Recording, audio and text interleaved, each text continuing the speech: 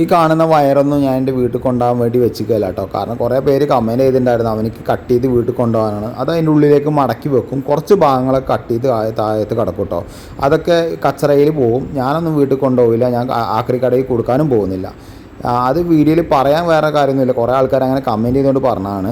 പിന്നെ ഈ കാണുന്ന പോലെ RCCBയുടെ കാര്യം പറഞ്ഞിട്ട് ഞാൻ കുറച്ച് വീഡിയോ ഇട്ടിട്ടുണ്ടായിരുന്നു.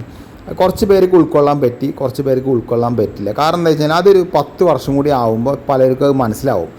ഇപ്പോൾ ഒരുപാട് വീടുകളിൽ ഒരുപാട് സംഭവങ്ങൾ വരുന്നുണ്ട്. അപ്പോൾ നിങ്ങൾക്ക് തന്നെ അത് ഉപകാരമാവും. നിങ്ങൾ തന്നെ അത് ഓൾറെഡി മാറിക്കൊണ്ടിരിക്കും. അതവിടെ നിൽക്കട്ടെ. അപ്പോൾ പലരും ചോദിച്ചു എന്തിനാണ് ഈ 11 RCCBയും ഈ പോലെ 8 DB ഒക്കെ വെച്ചിട്ട് എന്തിനാണ് വയർ ചെയ്തിരിക്കുന്നത് ഈ വീട്ടിൽ ചോദിച്ചിട്ടുണ്ടായിരുന്നു.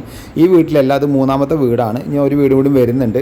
അപ്പോൾ നിങ്ങളത് മനസ്സിലാക്കാൻ താല്പര്യമുള്ളവരാണെങ്കിൽ അതിൻ്റെ ഡീറ്റെയിൽസ് വീഡിയോ ഞാനിന്ന് യൂട്യൂബിൽ പോസ്റ്റ് ചെയ്തിട്ടുണ്ട്. ആവശ്യമുള്ളവർ മാത്രം പോയി കണ്ടാൽ മതി, നിർബന്ധിക്കുന്നില്ല. അപ്പോൾ എന്തായാലും സപ്പോർട്ട് ചെയ്യാൻ മറക്കരുത് കേട്ടോ.